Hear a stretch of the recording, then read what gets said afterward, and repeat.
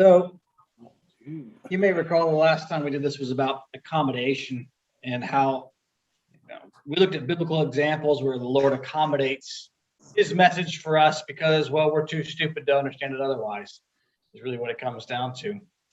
And this is kind of a paraphrase that Scott Fraser did that I'm going to share here with you and get us back in the groove a little bit. It says, truth as it is found in the word exists in accommodation to heaven as well as in accommodation to people in the natural world. In fact, scriptural accommodation or descent occurs simultaneously. So there is perpetual connection to the truth between heaven and earth. I mean, this in a nutshell is the whole topic in a paragraph, is realizing that everything's accommodated. And what we'll see tonight is, it's a set of examples to show you that,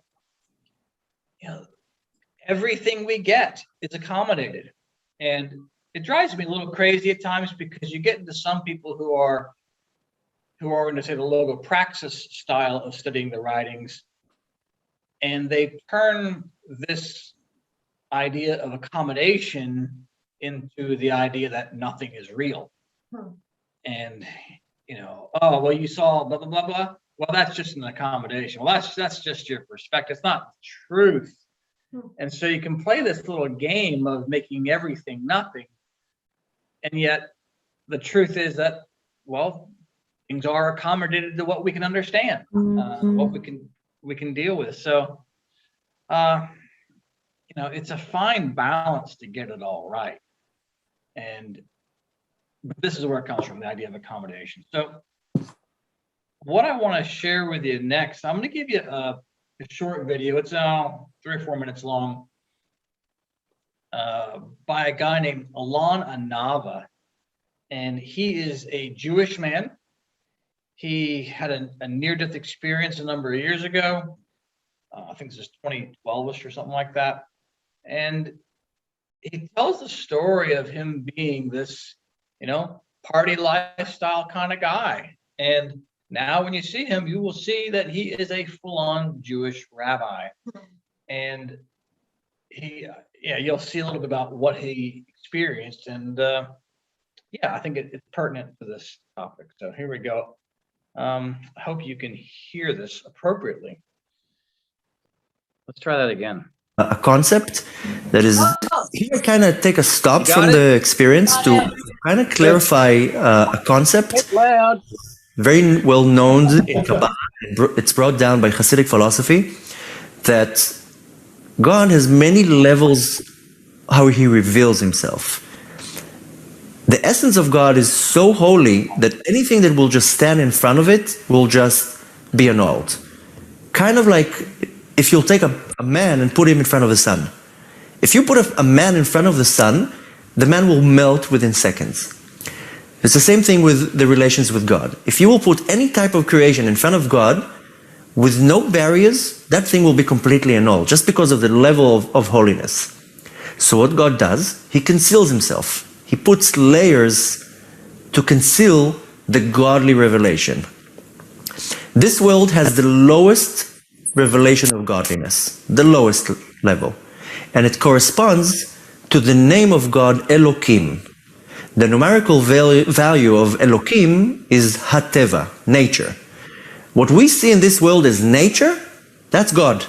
That's God revealing himself to us, to the creations on this world. And the way he reveals himself is in the shape of nature. So when we see trees and water and sky and animals and anything, vegetation, everything that we see, that is God. You see God all day long. You don't realize that it's God. You don't accept that it's God because it's just God concealing himself so much that that's how we see God. And this world is basically bound by sizes. We have days, we have seconds, we have minutes, we have kilometers, miles. Everything in this world is defined in a size. Nothing is limitless in this world. Everything has a limit. if it's a second to a minute to an hour to a day to a month to a year, or if you go by the size, it's 1 feet, 2 feet, a mile, 2 miles, a continent, but nothing is limitless. Now, one level higher of godly revelation corresponds to the word, the name of Hashem, which is Yud Kei Vav Kei, Havaya. And if you break the word to 3, in Hebrew it's Haya, Hove, Yihiyeh, past, present, future. In that level of godliness, time has no value. There's no value. The past, the present, and the future is one thing. It's a much higher level of godliness. It's a level that we can't understand. We can't understand the concept that there's no past and there's no present and the future. Everything is one thing. So it's way beyond our understanding. The reason why I'm telling you all that is when I left my body, the soul was able to get a much higher level of godliness that the whole concept of time, there wasn't any concept of time. The past was at the same time of the present.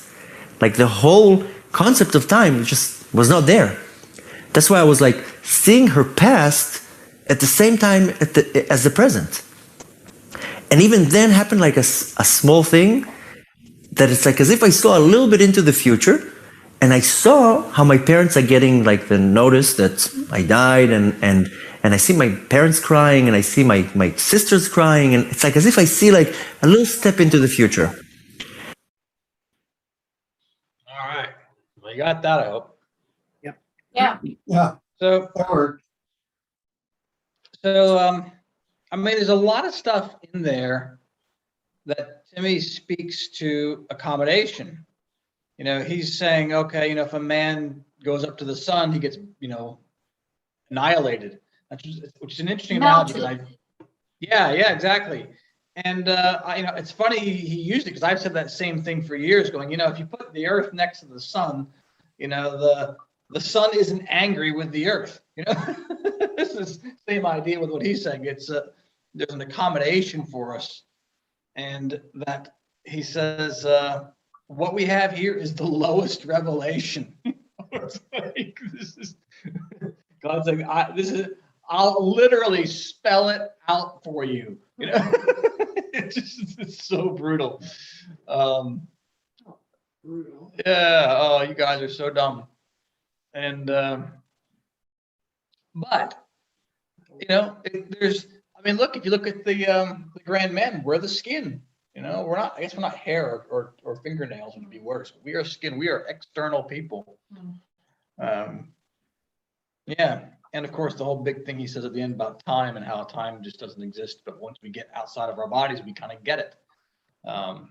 So there's a lot of accommodation that's happening to reach us, and the writings tell us something similar in this passage here. It's about the many levels of truth. It says there are many levels of God's truth, not just one. The first level of God's truth, and also the second, is the truth going forth directly from the Lord. It's above the angel's understanding. But the third level of God's truth is that truth as it exists in the inmost or third heaven. Its nature is such that man can grasp nothing whatever of it. The fourth level of God's truth is as it exists in the middle or the second heaven. That's not intelligible to man either. But the fifth level of God's truth is that truth as it exists in the lowest or first heaven. And this may, to some small extent, be perceived by man, but only if he's enlightened, even though then it is such that human language is incapable of expressing a large part of it. When it passes into ideas, it generates the ability to perceive it and also to believe that it is indeed the truth. But the sixth level of God's truth is as it exists with man. It is adjusted to his discernment. Thus, it is the sense of the letter of the word. So, yeah, not the first, second, third. It's the sixth is what we've got here in language. And once again, giving you the idea that, you know, what we've got is accommodated to us, and deeply so. because the stuff that's even of the angels is basically beyond our comprehension. So, and the stuff that the angels of the highest heaven get is 2 levels above their comprehension. No, I didn't say that right. The stuff of the highest angels is 2 degrees from the Lord, and the stuff from the Lord directly is beyond their comprehension. That's what I'm trying to say. So, I mean, it just gives you an idea that the stuff that's incomprehensible to us is so more far from the source. So, yeah. My program doesn't really like this. Like it's humbling to realize, oh, gotcha. Yeah, exactly. We couldn't hear that. I said that my program doesn't really like hearing this. Oh, I didn't hear it. It's humbling. It is because it's like, what could I not comprehend? But clearly there's stuff that you can't comprehend. Yeah. So why does this all happen? Well, it's for our protection. Here's from Arcana 94:33. Divine truth emanating from the Lord cannot possibly appear with the actual brightness it possesses. If it did, a person would be destroyed, for his understanding would be completely blinded by the light of truth, and his will would be completely wiped out by the fire of good, so that everything composing his life would be annihilated. This explains why divine truth is adjusted to everyone's understanding and is covered as though by a cloud, even among angels. So this, again, ties in with what Anava was saying about, the man versus the sun thing. God conceals himself. It's our lowest revelation. So I just feel like what he's saying is, right spot in line with what the writings are teaching us. He's put it in different words for sure, but it's the same basic concepts here. We would be melted, blinded, annihilated, whatever you want to call it, but we need God to do these things, to conceal himself, because we can't handle it. Yeah. So now that we've got sound working properly, I'll show you the second clip from his experience. It was a little bit longer. I think this is like 5 minutes, 5:39. So sit back and enjoy what he's got for you this time. And suddenly, out of this light, like as if something reached out and grabbed me. And the second it grabbed me, it was like a hand coming out, but it felt like something was reaching out and making a connection. And the second it grabbed me, there's no other words to really describe it, but the way I kind of put it in words, I felt like trillions of billions of gigabytes of information being downloaded to me. And let me make it a little bit more clear. Imagine a computer, imagine a laptop, a little piece of metal that is worth $100. It's nothing, it's a piece of metal. You just take a wire, connect the laptop to the wire, connect the wire to the wall, and within a split second, this little piece of metal that is worthless has access to all the information in the world within a split second using the internet. One press of a button, any type of search you will make, that little piece of metal, that computer, has access to get information through the internet. Any type of information. I felt like I'm this little entity being connected to the main mother source of information. I don't know. I'm hearing some background noise. Something is one of you guys, but apparently not. No. Can't even say internet, but the main source of information, and as if endless amounts of information is being downloaded to me simultaneously. Kind of like standing underneath Niagara Falls and just the water just washing me down. Kind of like taking a cup and putting it under Niagara Falls, and then the water just falls down. that feeling of the information being downloaded to me was the biggest pleasure I ever felt. There's no, there's no words to describe the type of the pleasure, but it was beyond pleasure. There's no pleasure in this world from any type of anything that is even closer to this. The pleasure was beyond words, beyond understanding. Any type of pleasure in this world is very, very limited, very short. An hour, half an hour, a few seconds, maybe a day. This pleasure was like eternal pleasure. And the pleasure was the information that was downloaded. It's like as if all the secrets of the universe was downloaded to me. It's like every type of information, all the secrets of the universe, everything was in my hands. I saw everything. I just felt everything. Everything was just clear, like as if I'm sitting on the top of the world and I see beyond this world's best secrets. There's really not a lot of words to describe. I remember a lot of what I saw, and I don't go into details in this movie what I saw. It's just too much. You can find answers to that on the blog. But I have to stress that the feeling was just beyond pleasure. Beyond, there's no words to explain the pleasure that I felt because of that. It says in the Talmud that the souls of the righteous people who sit in heaven, in Gan Eden, they pleasure the glory of Hashem, of God. They don't see God necessarily. They just sit in heaven, and the glory, the shine of the glory of God, they just sit and enjoy that. And that pleasure is understanding the wisdom of God. The understanding the wisdom of God gives the soul of the righteous people tremendous pleasure. That's what it says in the Talmud. And this is what it was. I was able to see God's wisdom and derive non-normal pleasure from it. There's no words to describe that pleasure. And when I get a lot of the question, but what did you see? What do you mean you saw God's wisdom? What are the secrets of the universe? There's no really words to put it in. It's just, there's no words to put it in. It's just understanding something that is beyond what our mind can understand. Our mind is limited, and this is limitless.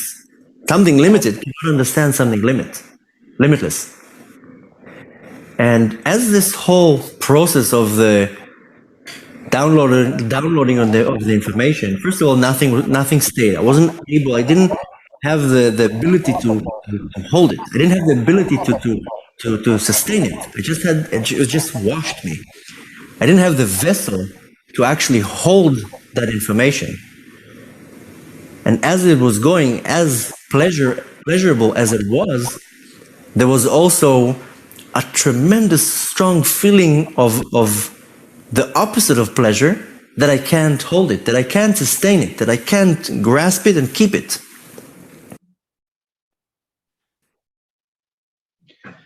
All right. So there's a few things here that I wanted to touch on. Well, I'll start by saying, do you guys have anything you want to comment on there?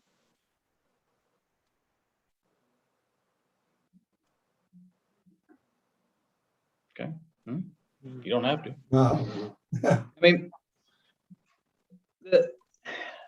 the reason I like this particular clip is because I've come across others who do NDEs and have basically a similar kind of comment that, they get into this out-of-body experience and suddenly all the secrets of the universe are available to them. They know everything. They have all this information.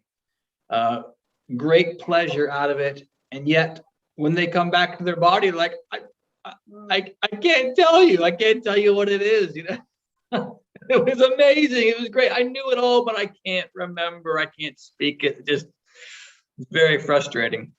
But it's a similar, we see that kind of thing happen a number of times. It's beyond words. So just it gives you an idea of, once again, how much is accommodated to us so that we can understand, because, it's like you say, yeah, give me the secrets, give me the secrets. Well, even if I gave it to you, you wouldn't understand it.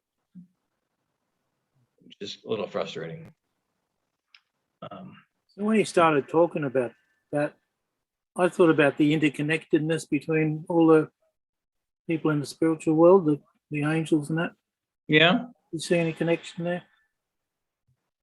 I hadn't thought of that. What are you referring? What's your connection there? Well, you said all the knowledge was washing down on him, and it had to come from somewhere, I suppose. Yeah. All right. I don't know. Yeah. Well, it's interesting you say that. I have a slide from the writings that will talk a little bit about how angels work in providing accommodation for us. So, yeah, you're on the right track. Basically, the rest of these slides, we're just going to look at different ways in which accommodation, which things are just, made able to us to understand. This is another quote from Scott with AC at the end there. It says, there kind of makes a distinction between the internal level of the mind, the rational level of the mind, and the natural level of the mind. Just as the Lord flows into heaven through the spiritual Son in accommodation, things from the Lord flow into the internal and rational levels of the mind, because the forms are more perfect and are accommodated to reception. So, the reason why Jen says, oh, my program isn't like this is because, well, it makes you feel like you're stupid if you can't understand something, right? But what this is saying is that actually, well, the forms you have to work with just can't do it. You just don't have the horsepower, whether you like it or not. It's just not there. You don't have to feel bad about it. The natural mind is just unable to receive directly the influx of the Lord. It just can't do it. When I was a kid, I had this little electric motor. I got it from some hobby shop, and you could put it in a little box and I made a fan out of it. Some little one of those rubber band powered airplanes. I took the propeller off of that, found a cardboard box, stuck some batteries in there, and made this little motorized fan. Well, one day I decided, I bet this motor go fast if I stuck it in the wall socket. And it did for about 3 seconds. It was boom, and this great big blue light, exploded in the house, and then just like, okay, well, that didn't work very well. Fortunately, it was only like a $5 hobby motor, but the motor wasn't, dysfunctional. It just couldn't handle the power given to it. And I think that's the lesson for us. Natural mind, it just can't do it. Just can't do it. So are there other, I wonder if there are other beings out there who can get a higher level? Like when we talk about the natural mind, are we just talking about earthlings, or are we talking about, I feel like I'm just going way above and beyond. Like, is it only spirits who can get the higher levels, or are there beings who can get the other levels? I wonder. I guess back towards the ancient church time, they could get deeper levels. You don't have. I'm not going to say that I agree with that. Well, because it's still a natural level of the mind. Yeah. Maybe they could get, reach a little higher, because it does say if you're enlightened, you can get some of the stuff of the lowest heaven. Right. But So they can get 1.5. Yeah. But if there's beings that operate in a higher plane, then sure, I'm willing to hear that. Yeah, that's right. I love worms. So this next one's what Ralph was kind of getting into about the angels and how they work with us. This particular passage is in reference to the one where Moses starts delegating authority. It's his father-in-law Jethro said, basically saying, "Hey, you're taking on too much responsibility. Why don't you let some of the lower level stuff be handled by your minions?"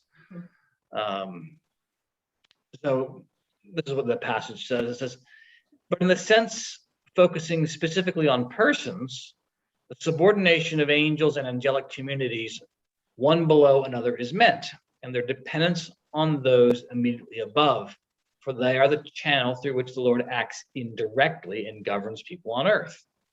It is not, however, the angels who govern, but the Lord through them. To take this matter further, it should be recognized that some things also come from angels themselves who are present with a person." I mean, this is an accommodation that plays a part in our regeneration, right? So because we know the angels assist people in their temptations, they assist us in their daily life, but the doctrine of accommodation gives us a bit different perspective of how this happens, because there are these different levels of accommodation through the senses and the Lord, and now this accommodation through the angels. It continues on. It says, "But all the goodness and truth that become the components of the person's faith and charity, that is, of his new life, come from the Lord alone, even that which comes from him through the angels. Likewise, from him springs the whole order in which truths are arranged in constantly descending levels for that purpose. The things which come from the angels themselves are the kind of things that accord with a person's affection." So I like the angels are, being used as a preparation or a glue to get the person to be receptive of the Lord's influence. So what's your job here? Well, your job is to bring yourself into a state where you get better angels. The better your heart is, the better angels that are going to come to you, and maybe the more you actually understand. Maybe.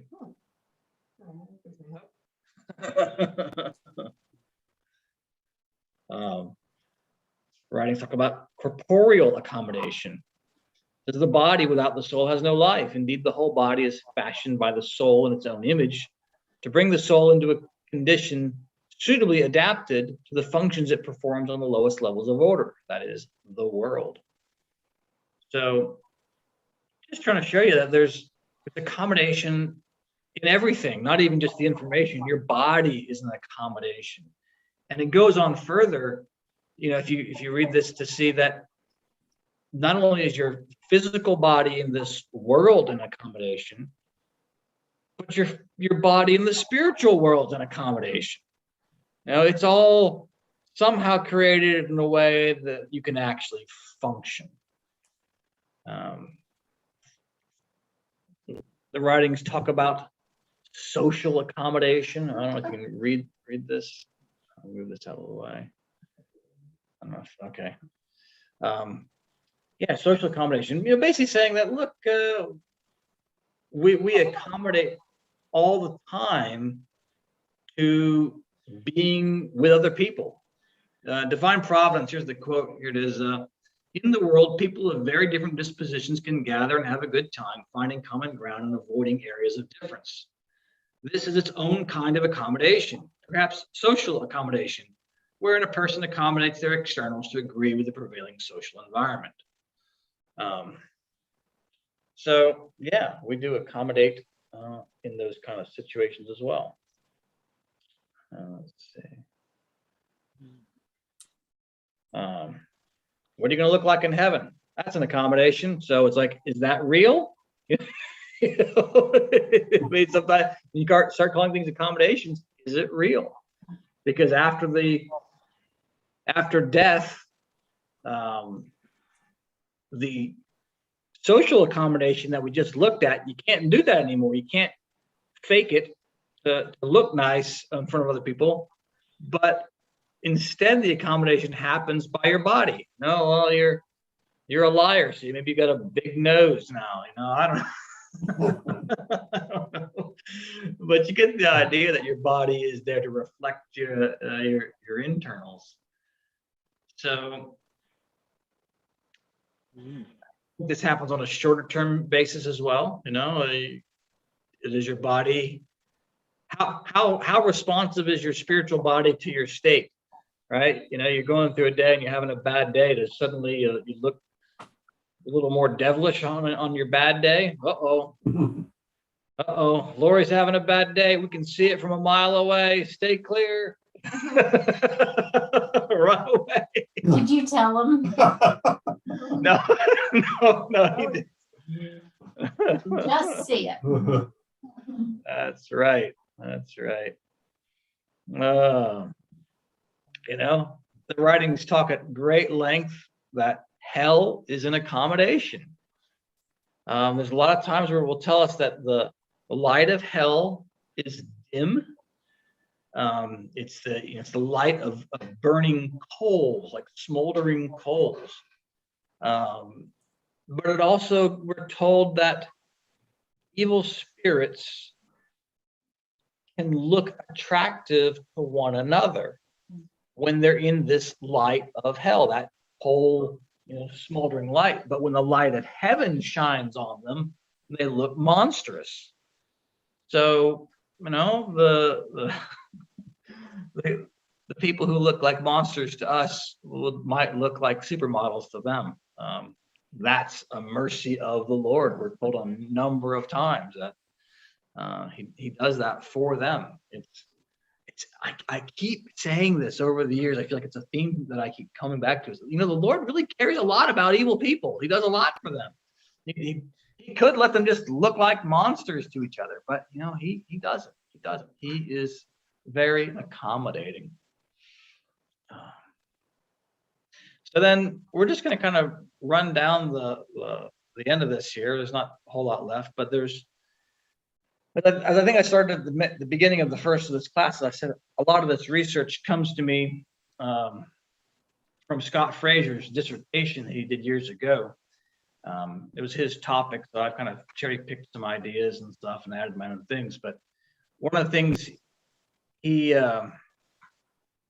comes with the conclusions at the end is these 5 laws of accommodation. Now, this is not official new church doctrine. You won't ever find the 5 laws of accommodation in any books of the writings, but this is what he sees from his research, and I think it holds up pretty well, even if you don't call them 5 laws.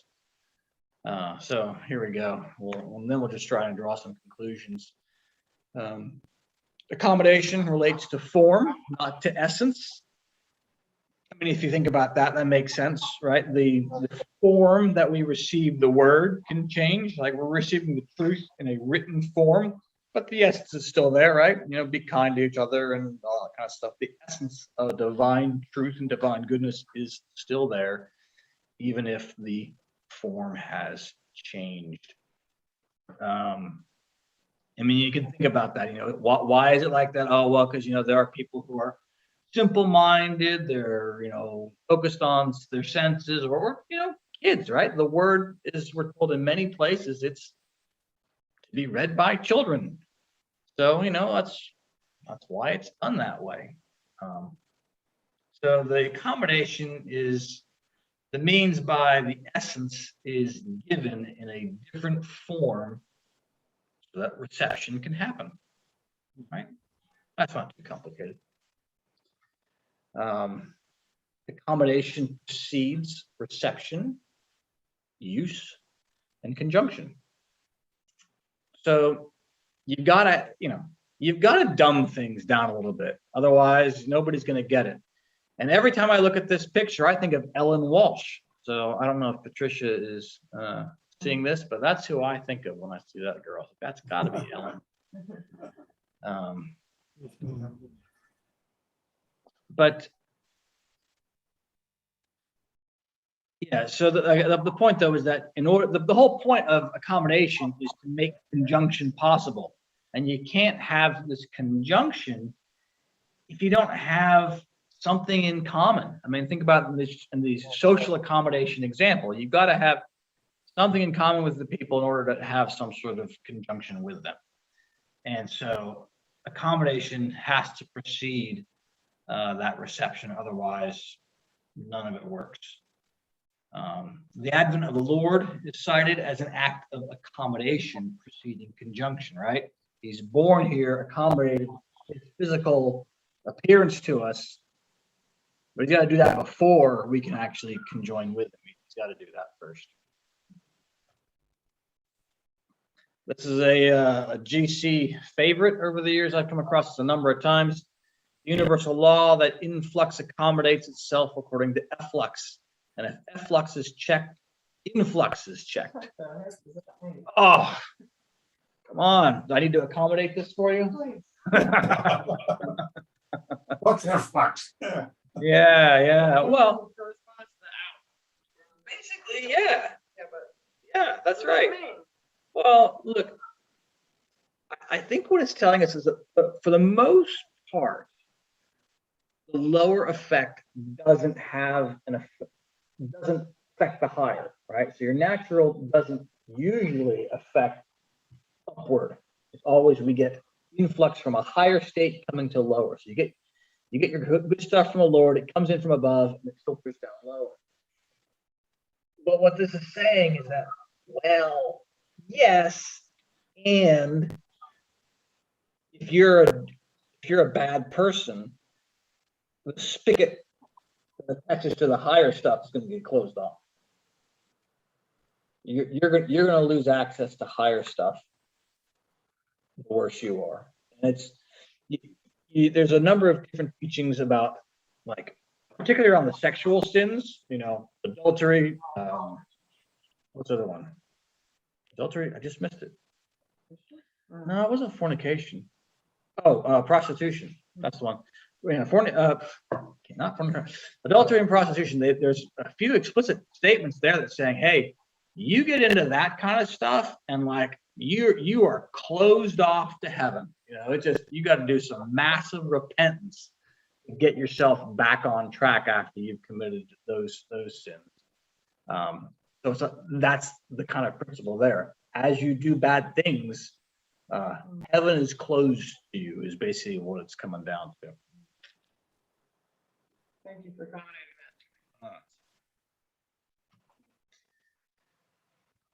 Mr. Fairley. No real surprise on this one. I think when all things have been prepared in the natural for receiving influx from the interior or higher degree, and for applying to itself what flows in, then the natural has an inclination, has an affection for receiving. In this way, one is accommodated to the other. So basically the idea here is very simple. No matter what's going on in your life, something's being accommodated. No matter how much you move up or down in the spiritual food chain, higher things are being accommodated to you, lower things are being accommodated to you. Everything is being accommodated, and you're never going to get to a place in your existence, no matter how many gazillions of years you live, that something isn't being accommodated to you. Even if you're in that highest heaven, you're still 2 degrees away from the Lord's truth actually is. So you're still a dum-dum. You just don't have it. So, as I said at the beginning, that still gets in that question of, well, is that real? Is it real? No, I think so. Entities, it sounds so complicated. Entities are only able to accommodate themselves and their derivatives. Yeah, got that? I think the idea here is you've got to do the work. Since the Lord is salvation and eternal life, it follows that he is also all that whereby salvation and eternal life are obtained. Consequently, he is all the reformation, regeneration, renewal, vivification, sanctification, justification, purification from evils, and finally salvation. These are made operative by the Lord in every man. That is, the Lord strives to impart them. And he does impart them when man accommodates and disposes himself for reception. So what's your job in this world? Your job is to turn yourself to the Lord. You've got to accommodate yourself. You've got to change what you're doing. You've got to make yourself fertile ground for the Lord's teachings. I mean, that's ultimately all we can do is make ourselves disposed. So what this is saying, entities are only able to accommodate themselves. All right. So the Lord can accommodate himself to you, but he can't accommodate you to him. So you've got to do the work of finding that common ground as to where the two of you can connect. So that's the end of what Scott, presentation on laws and stuff. And so he writes these two conclusions that he puts in there, but I kind of would like to add a little bit more, because these aren't the conclusions that I would come to. He writes, if we understand how the process of accommodation operates in all aspects of life, we have a clear understanding of how, in his divine mercy, the Lord brought us this truth. Yeah, fair enough. When we say that people can only accommodate themselves, nothing more, we say this from the recognition that even the most humble act comes entirely from the Lord. Okay, there you go. There's your theological qualifications, I guess. But I mean, what's the point of learning about accommodation? That's kind of where I'm at. Why would we care about this? For me, the idea is, I think it creates humility in us when we realize and get a taste of just how little we actually know. Maybe we're willing to take a little bit more on faith that somebody's got, the Lord's got something for us. Isn't that what we do? We fight against what the Lord teaches. Oh, gee, you shouldn't be a jerk. Oh, no. Lord, no. How about this? Even better. If you're a jerk, you won't be happy. And we say, oh, no. I can be a jerk and be happy. I can have it my way and be happy, right? That's kind of the angle that we play. And so when we start seeing that basic statement the Lord's giving us, that, hey, you can't have it your way, he's giving it to like that because what really is out there is just beyond our reach. We can't get it. And so he's like, just trust me on this. I know you don't understand fully, but trust me, there's stuff beyond you. And if you take that kind of, that angle on it, that there's more out there than you can comprehend, well, then maybe you'll be more fertile ground for the stuff that you can comprehend. When we say there are secrets of the universe that you don't get, right? How do you explain that? I don't know. But it's like when I talk to Zach sometimes about adulthood, I said, look, I know you don't understand this yet. You haven't had experience with girls and, sexual experiences and all this other stuff. But I have. I know this is beyond your comprehension. Listen to me. That to me is the point of accommodation, is to try to help us realize that there's something more, and that maybe we'll listen to what it is that we are being given. So I don't know. There's my 2 cents on it. If you have any other ideas as to why it's important to learn accommodation, I'm certainly willing to hear it. But that's my deal. I like that analogy though. Thank you.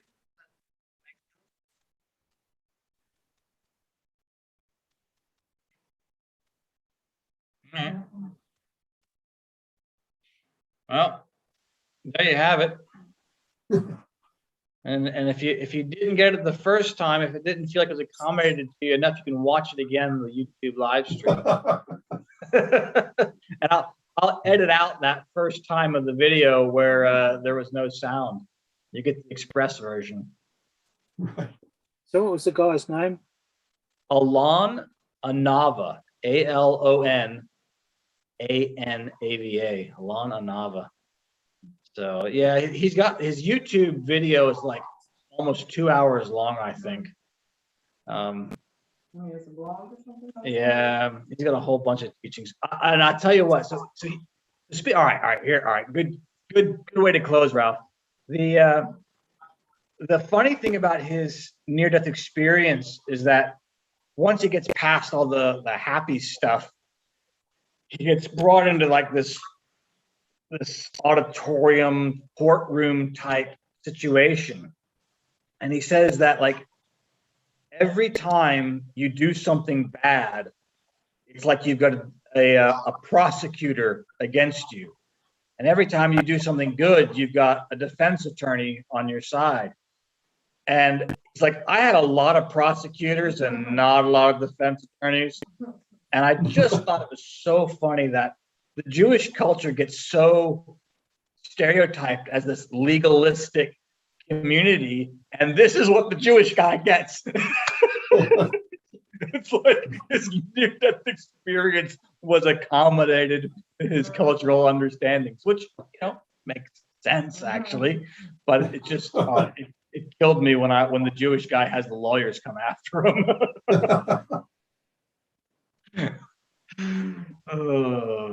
But yeah, so if you got an hour and 40 minutes, I think is what it is. If you got that some free time, look him up, watch his video. It's pretty good. It's pretty good. The first chunk of it, as always, he just tells what a terrible person he was, and then he had this experience. But yeah, good stuff. Good stuff. All right, folks. Well, we'll call it a night. Thank you. Thanks, Todd. Yep. Thanks, Todd. All right. No worries. See ya. Bye. Bye. Oh, this Jen.